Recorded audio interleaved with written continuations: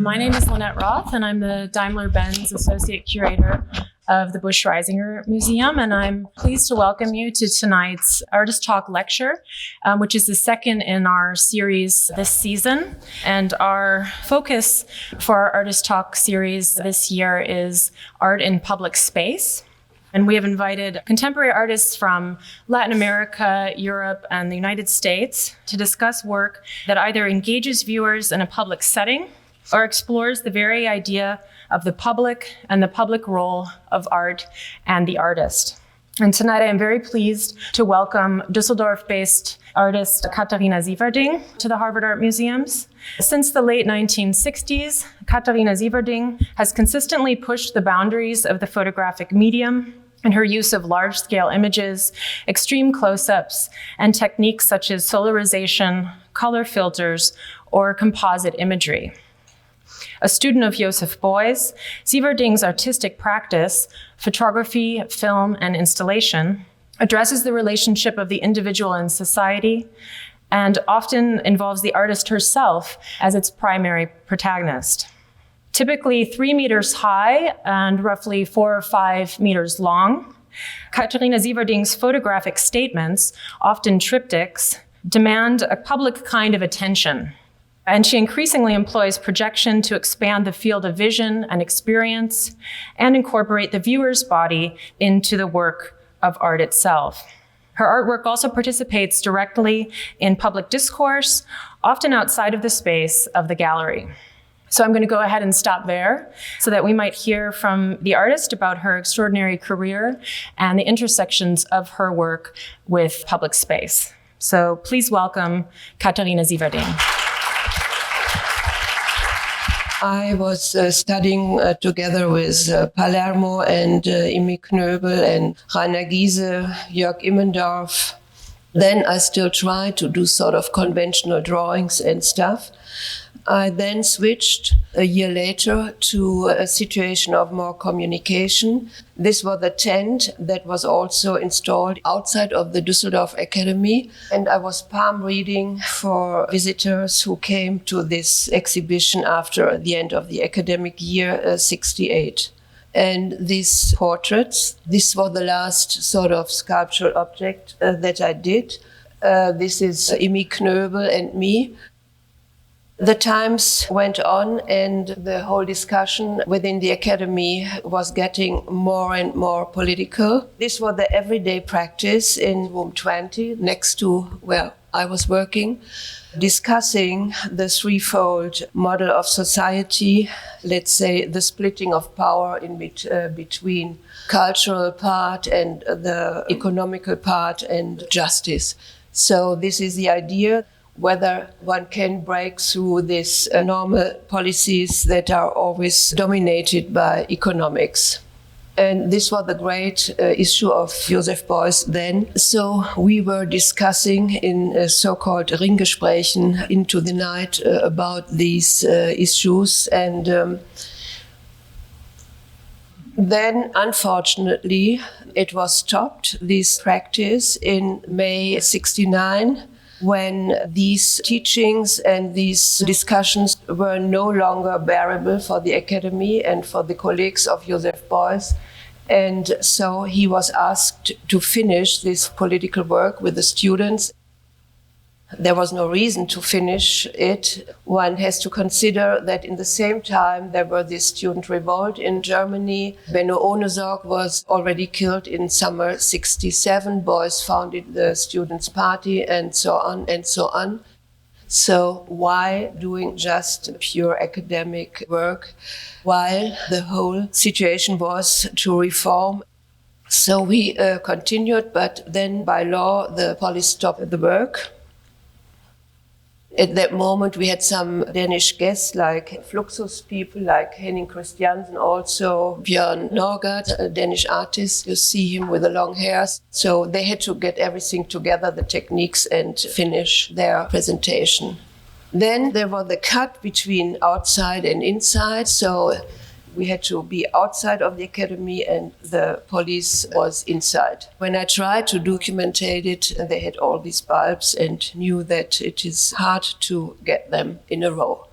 So the whole lessons and discussions continued outside of the academy. You see all these issues about work and money and death and so on, which are still, I think, very actual. I cannot translate everything, but I think you see the intention. And Beuys was there every day from morning to the night, talking to passengers and casual passers-by and people of Düsseldorf. You see a lot of pamphlets and papers were written. And the academy was completely closed, no way to be in it. I just show you these situations because that was the moment when I switched from doing traditional techniques in painting or sculpture into photography. I wanted to be a testimony. I could not go into a studio and be there alone and be a genius creator. I wanted to document all these processes. So that was a first step by photography into public practice. So this is another public work. These are the 4 artists, co-students of mine who were in the class, who committed suicide or died. Everyone has another biography. The last one is Palermo. That was a bit later, but when I was asked was when he just died. This is a building where we did a show on this whole past years. It was very important that those people in Düsseldorf get to know about these artists. Inside we had an exhibition that we did together with Joseph Beuys. This is a discussion, these posters or public poster walls. So we ask you what kind of art you like or what you favorize, and please come and discuss it with us in the Kunsthalle. Then here you see some plan that I did, and I have integrated this drawing so that you get an idea how I came to the big format. So this was by projection. So I could then go with a projector, a slide projector, into a space and test it within a space. This is the beginning of a greater series called Transformer, and it was another issue for me after taking protocols of all these sort of collective processes and demonstrations and cooperations to ask myself, who am I and how do I perform, and am I present as a becoming female artist within that generation? I was surrounded by all these strong genius like, let's say, Baselitz and Lüpertz and Immendorf and Polke and so on and so on. They were all painters, so I took the chance by this medium of photography, and it's for me a medium of analysis and reflection. So to work with these images about myself and also about the issue of genders. So what is the construction of the representation of yourself as a female in that time and within all the other representations that were in the public? The Transformer is the idea that I combined a female portrait with a male portrait. I added slides of female and male portrait, put it one on the other, and then I reproduced the view as a new phase, a new creation. And that was for me the first statement that you incorporate both sex. You must imagine in the same time it was a very radical feminism, excluding the male and all these things, and I could not follow that. So I was including the male, thinking if I want to force a changement, it cannot only have to do with my own sex, but also with the males. So I did it visually.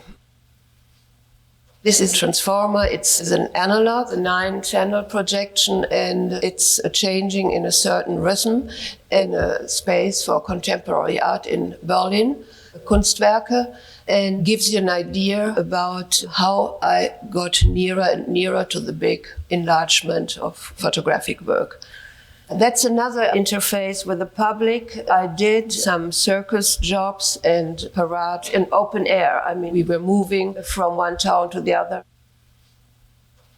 It interested me a lot. I did many different roles, like the lightning Venus, so going electricity through my body. And so I was sort of glowing and all these things. This is another act from this circus with the knife throwing things. So this is 8 projections. I wanted to get out of this one projection into a multiple projection and screening. So this is the next step into the big format. These are friends. This is a hand of Jack Smith, for example. So I'm helping him with the costume. Now it gets further into the laboratory work, and this is a projector. This is Klaus Mettig, my partner, still today. And this is, for example, the partner he offered the male face for the Transformers series. So we were constructing a projector from different parts of a vacuum cleaner to cool it, and we had no money to buy a new big projector, but it worked. So now you see the first big piece from 74, 75. It was a strange friendship. It was a friendship between computer and a volcano. Everyone can read it or imagine what it is meaning, but I think one can sort of see it. So that was the first big one. This is Françoise Lambert in Milan. It's just paper and tucked on the wall, and for me it was really important to break through this normal format of photography. I was never in this canon la pour la photography, so I wanted to do something in that time that could match or continue pop art and any big important image or painting or advertisements. Here you see I took one that you saw before and I made a montage in advertisement spaces. And this is the last medium before the point of sale, because this was the first gallery show I did with Konrad Fischer, and that was the invitation for this show. So here it is a Konrad Fischer space with the projections. And that's also Konrad Fischer. The next thing is another public space. It is a bank in Düsseldorf, and I was asked to do a statement in 76. And I was already very interested to go to China, and I will not say that I was ever a Maoist, but this was in the air. Somehow you could feel that China would become very important. You could feel the breakdown of the Maoist cultural revolution and so on and so on. So I thought I put it into a bank, because then China was still not having any credit relationship with the Western capitalist world. But I must say this was not installed for a long time, because the clients of the bank, which is a big bank in Düsseldorf, they said, "What are you doing now here? This is propaganda for the communists." And so it was taken down, it was destroyed. But then I was already in America, because I had studies. I got the chance to study at the Whitney Museum, the ISP, and later at the New School for Social Research. So I was in New York, and I heard that they censored it and they put a Christmas tree instead in front of this wall. This is another work that I did in America. This was the headline of the Los Angeles daily paper. And maybe some of you know this film, The Boston Strangler. This was the time when I was in New York. There was this phenomenon of super killers. So this was the super killer from Boston. He strangled a lot of nurses. That was 76. And then I thought somehow this was for me a climax of Cold War. In Nevada, they were training against the Soviets. This was in the air, this phenomenon of super killing and all these tensions. Then that was Documenta 6 in 77. They asked me to do a big piece there. That was the first media documenta in Kassel in Germany, but it was all very historical work and small-sized, and they knew that I'm not working in this conventional size. Before they came specially to New York, said, "What are you going to do?" And I said, "Well, I do a new work, an actual statement." And when I came with it, there was a sort of problem because, the content of this image and of this piece and grim games, hammers, and so on and so on. It was scary. And then I said, come on, you invited me. Then I paid a construction firm overnight. So they came and we put it 9 meters high. You see, they were not trained with the paper, so it was all crushed. But finally it was installed and it was there. I have the right to do it. Then there came along a very nice photography, Edward Quinn. He is the Picasso photographer. And he did a series of photographs about this situation, and he sent them to me. So that was not the first time that I was on Documenta. I was already on the Documenta 5 with Harald Seemann, and we had not this sort of problems, but in the canon of this officially photography show, this was obviously too extreme from the format, from the content, from the whole attitude. But they didn't take it down, and it was there the whole show. You can imagine this big format to really articulate statements that are very in the collective consciousness and perception, very known.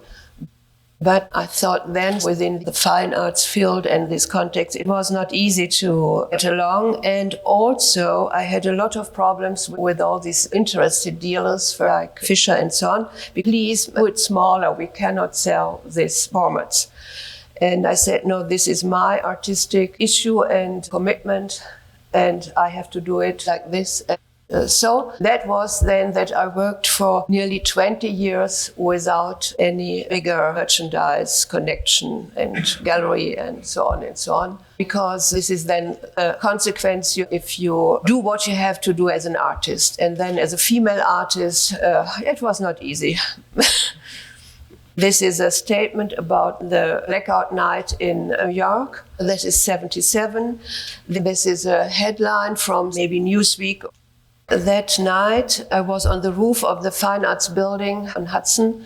I mean, it was like Orient, the whole New York, no light, but just the skyline. And especially when the day came, it was really like completely changed. And so in that moment, this photo was taken. And I mean, the Great White Way Goes Black has also, not only that it became dark, but you know how the persecution of all this lootery and the blacks and all this. So it has an ambivalent meaning. Then the interest to go to China was also a very long preparation. So first I did it, let's say, conceptually. I developed, together with Klaus Mettig, this China-America, a 4-channel slideshow. On one side, Chinese images and others. And we traveled with this show through many art departments. It was part of our visiting artist lecture through the whole country. So that was a good chance to talk about and to give an idea about the dimension of the research on China and America. Of course, the images about China were from the China Review, most of them, so the propaganda material that you were able to get hold of. The sound for this piece was a soundtrack of a hearing of Bertolt Brecht in front of the Committee on Un-American Activities. I found this record in New York, and it's a brilliant sound because all the doubts that you have, China-America in that time, and about these images and sort of the self-destructive and the positive about all these Chinese masses and laughing, and you know. So it's a really interesting work. And it's interesting to see it these days because, somehow it changed a lot. And sound, Bertolt Brecht, it's somehow better than his dramas when he is talking and answering the questions of these McCarthy people. So this is also from this. Here you see one of those interests is another big piece. It's today the Stedelijk integrated in their collection. Even in the winter cold, the divers work 20 meters underwater. So it gives you an idea about this propaganda and this idea of just working under any conditions and so on and so on. So I took this military woman and me beside as a also lonely fighter in more this cowboy style. This was in Yugoslavia, the scene, and I did a film there then. So this dichotomy of polarizing world views, which is often in images of that period, yeah, I still like the work. It's somehow makes me think, what is the development of the role of female presentators? Here you see it is in the Folkwang Museum in Essen, 77. This is the first show of more than 5 pieces that I did in this old part of the Folkwang Museum. My idea was that you cruise through all these spaces and you are sort of surrounded if you have many multiple films. So it's a bit like a movie setup. So that's why it is quite high. That was the real struggle with the museum people. Oh, it's too high. And I said, no, it has to be like this because no one had practice with these big formats, only me. So it was interesting. So this is a Puerto Rican. I took many research in Puerto Rican clubs and social clubs. You see a bit maybe the strategy of these installations. Finally, we got to China. It was 78. It took us 2 years, a lot of examinations, a lot of applications to explain what we want to see. And also we asked for permission to shoot with 16 millimeters there. And so we were, of course, very much inspired by those films of Joris Evans, this Dutch filmmaker and a great supporter of these Chinese ideas. And some films last 12 hours. So we got there in 78 in October, and it was really a very, very interesting stay. This is, for example, an installation later in the Shanghai Biennale. They invited us with this film that was Elana Heiss from MoMA PS1.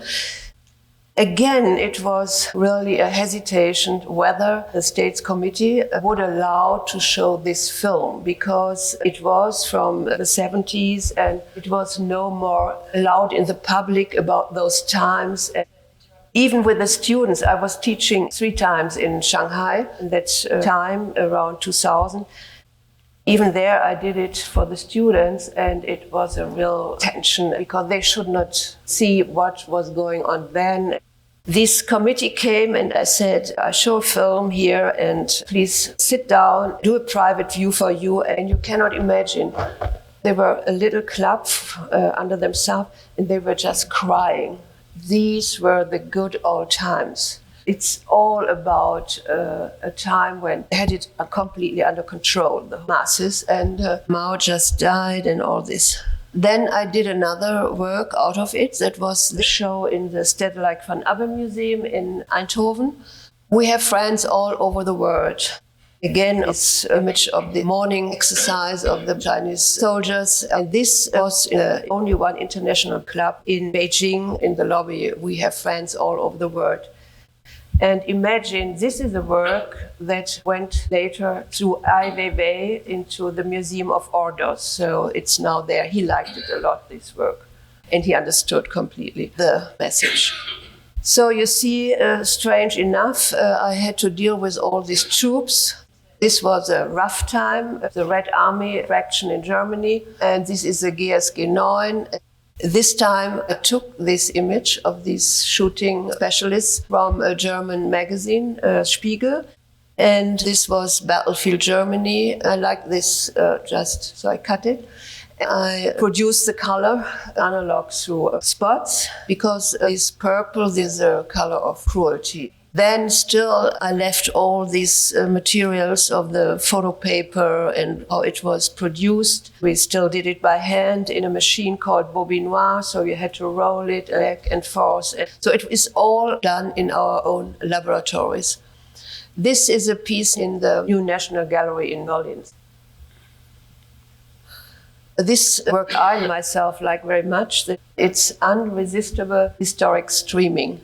So it is a man who is sort of sinking in the mud, and believe it or not, it is Charlie Chaplin in one of his best films, Great Dictator, yeah. This is a piece from 1980 called Dorad.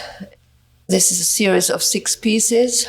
It's still Cold War. I reacted to this incident in the Rocky Mountains atomic center of your country. I think some hammer fell down, and so the computers showed up signals, and they thought, oh, this is a tech from the Soviets already, so what? So it was short before the initiation of an atomic reaction. And this inspired me to this work. It is this entrance to the atomic center. It's still existing. I'm always researching about what happens to my image locations. And this woman in front is a quotation from a film of Jean Cocteau, of Fee. It's Maria Casares, and this other woman is also out of this film when she is the impersonator of death and she's giving the commands. I thought it can only be a woman that can protect this balance. This is a death candidate. So he has this other little animal within a glass, and it's found print in a magazine. The whole color, I mean, it's really, really glowing. And this is special about this work, that all colors are through analog, really strong spotlights. One color after the other, and then you had to cover one color. And students of mine think today, oh, this is easy, it's just digitally done. But no, it's all done 1980 by laboratory processes. I took then this curve, so then that gets dark. And it's another step into this idea of inferno. For example, 4 by 6 meter, these images, these photographs. The last buttons are pressed. It was the command for the bomb fall of Hiroshima. This is Enola Gay. I spent some times, because of teaching also in Japan, I was there in Hiroshima and so on and so on. In that time, I was dealing with these super weapons. And I like this sort of darkening too here. This is coming from an optical that I did not use. You have the mask, you take it away, and then you get this. It's a whole. As an interpretation, I loved it. This is Mönchengladbach, the Freiberg Museum. This is about 7 meters by 4 or so.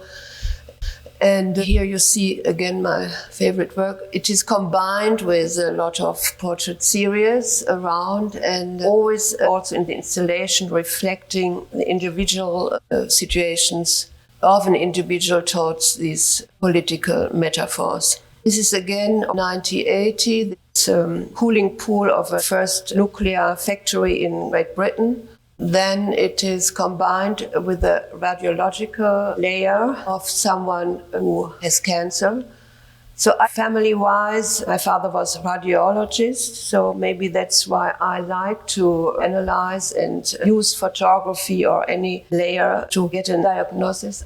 This is what I'm always asking myself, working so many decades with photography. What does it mean? So I always question the media. Where does it come from, and where do we get all these high-tech tools from?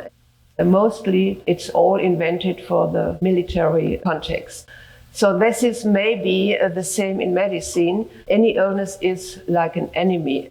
And so I studied medicine first. These image-producing techniques in medicine, can they really say you when they discover something? Most of you know about the treatment that then follows and the whole machinery that you get into it and so on and so on. These are questions that move me, and that is why I work with a lot of materials of diagnosis of the human body. Here you see Beuys.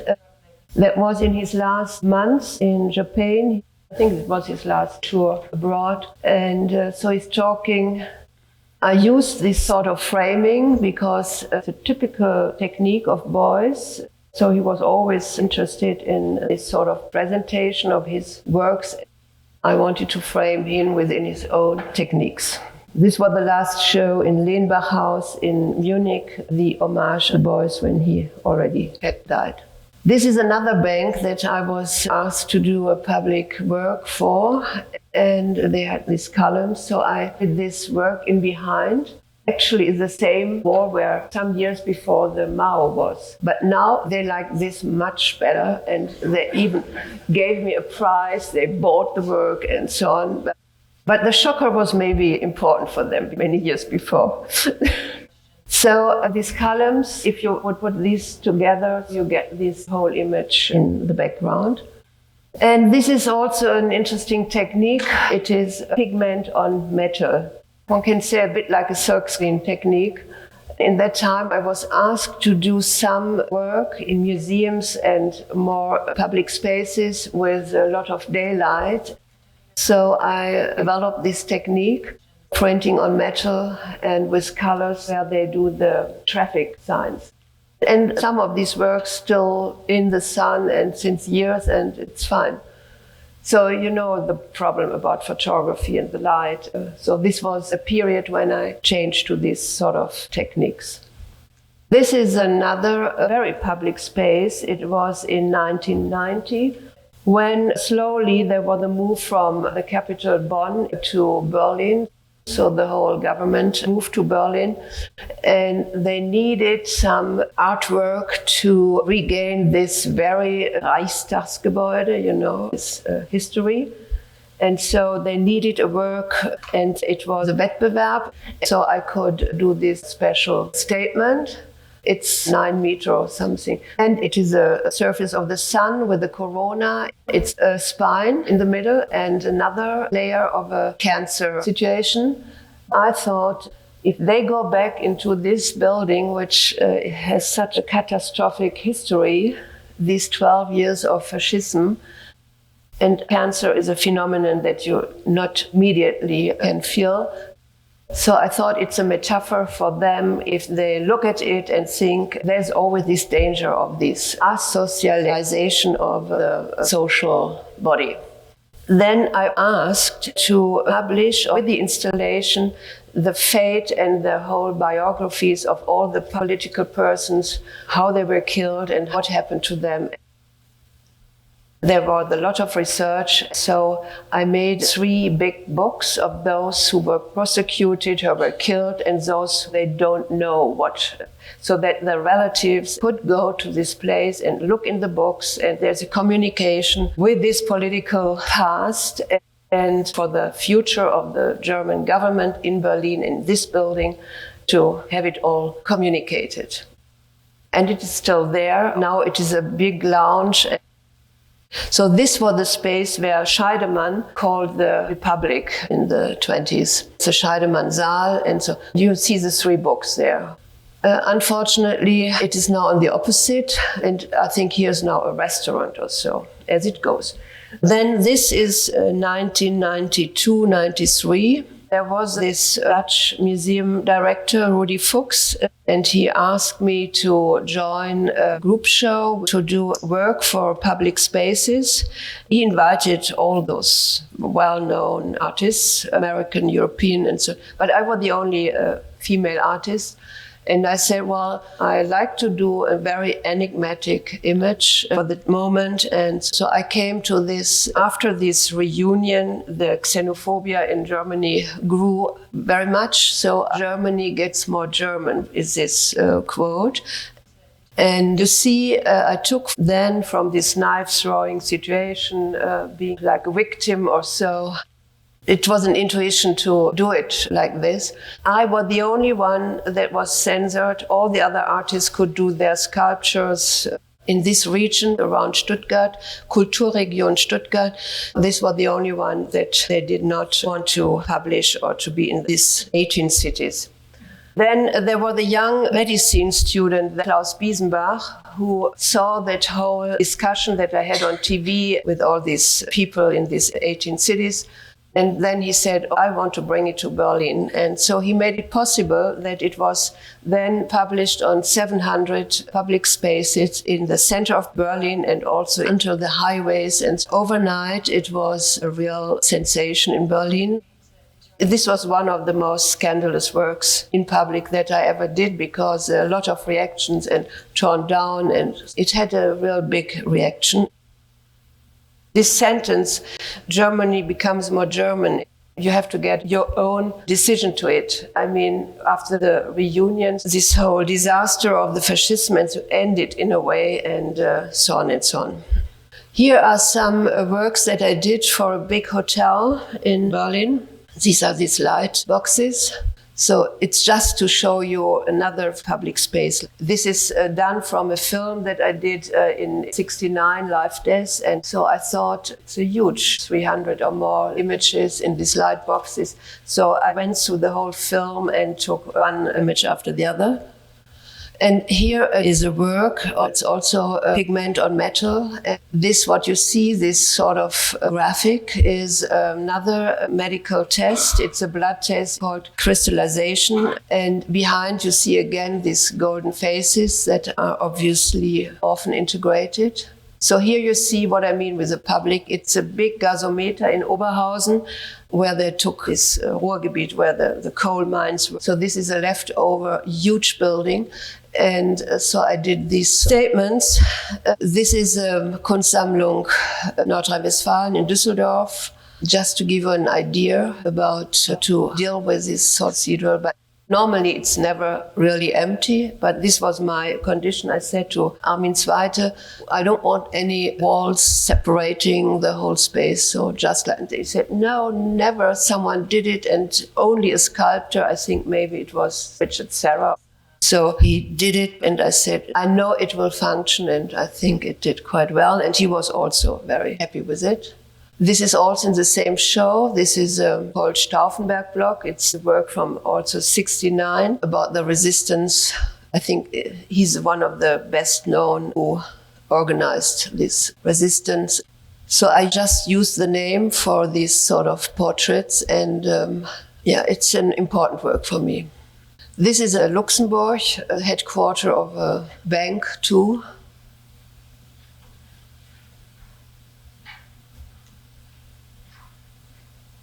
This is a detail from the German pavilion in 1997, which I shared together with Gerhard Merz. And this series is called Steigbilder, and Steigbilder is also a process of blood test. This is also in the German pavilion. It is this typical confrontation between Israel and Palestine.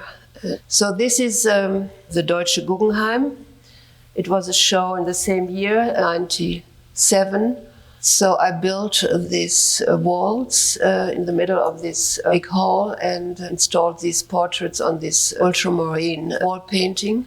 I always try to do within a space installation and with the work, so that it makes sense and that it makes clear why, let's say, agents within a space. So this is, for me, the idea also of media, and especially of photographic media. This is the Ludwig Museum in Budapest. So you see, always I try to use a space in a different way within this continuation on the blue color. It's a very early portrait.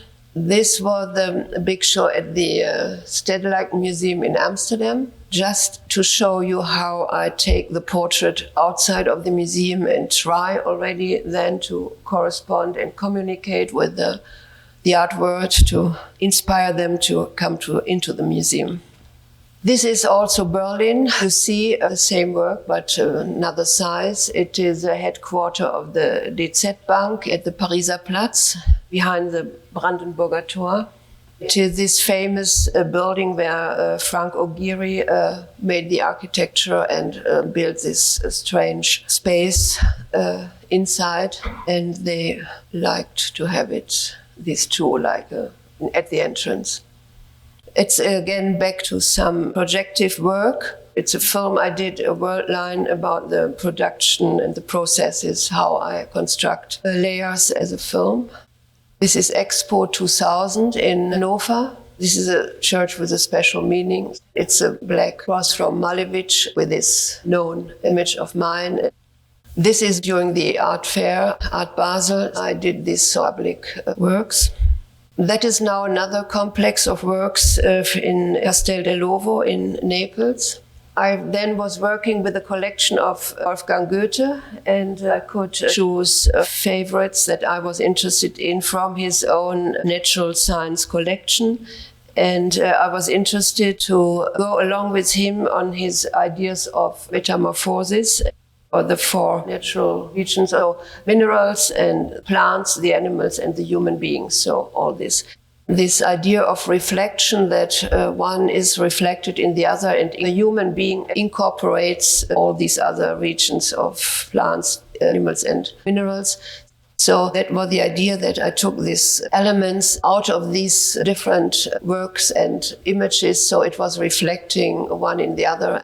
So this is a more object-like installation to make this idea more clear and to move in between, and also to reflect yourself within this metamorphosis idea. This is a work in Metro in Naples, beginning of 2000. So you always see this interface with reflection and so on and so on.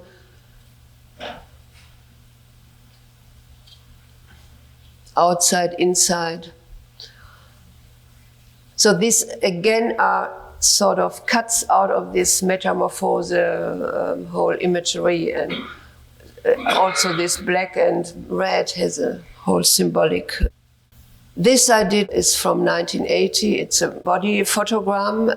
So then I wanted to combine movies, films with photographic work, and I started to project these photographs. So this is why I showed it before, and then you see it as a projection. This is Paris, Metro. I did this as an advertisement work, and I think whenever you deal with advertisement, you have to know why you do it. This is what I learned from Joseph Beuys when he made this advertisement with whiskey and so.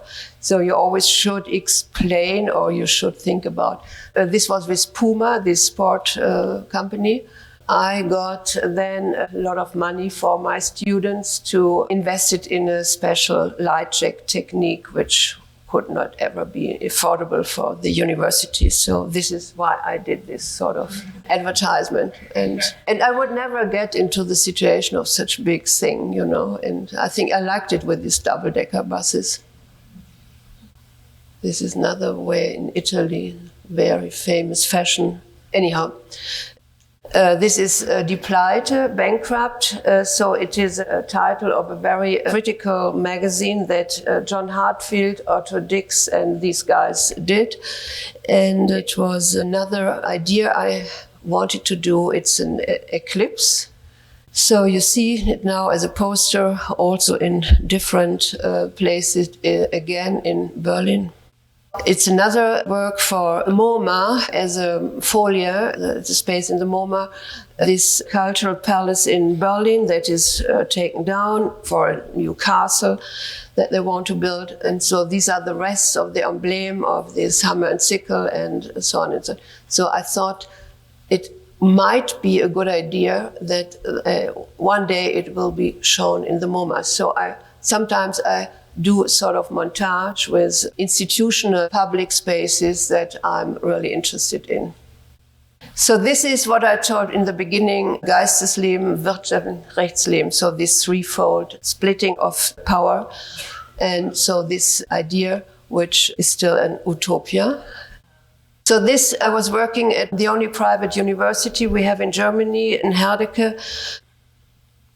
I did fundamental teaching there, and so you see a little bit of how this works. This was the poster I did. It was in Odessa, it was everywhere in the world. So this is Art Goes Heiligendamm. I did this poster when there was this G8 summit on world economics. Another one I did $200 million against the wall. So it happened in a hangar. It was just constructed, but some little technical mistake, and this whole thing crashed against the wall. And I was asked to do a big thing in the streets of Art Basel, and I thought it's a nice sort of image for the art fair Basel. This is the gallery Thomas Schulte in Berlin. At some point, I stopped transforming any photographic matrix in the paper, and I only projected the last statue I would have done. I thought maybe it is nice to have it just as a stick and no more framing and depot and all these problems, installing heavy. So this is one of the examples. So this is test cuts. It's one of the later works I did. So when you do an enlargement, you do these test cut stripes, not to spoil the whole big size. So I made a montage out of these test cuts. You see now in the whole space 1,800 different images run in an 8-channel installation in a random program to how the protagonists and the whole people from the art world or friends or art scenery is connected, and so it's unpredictable. So it's a great mobilization to read and to perceive art. This is a transformation from this black and white, what you saw, into another abstract program. It's with some of my students. So it has more a planetarian sort of atmosphere. So we had talks within it. And I liked then, besides this exact black and white, this all over sort of projection. So then I started to, again, going back to the sun, which is one of the first titles of any work I did, was looking at the sun at midnight.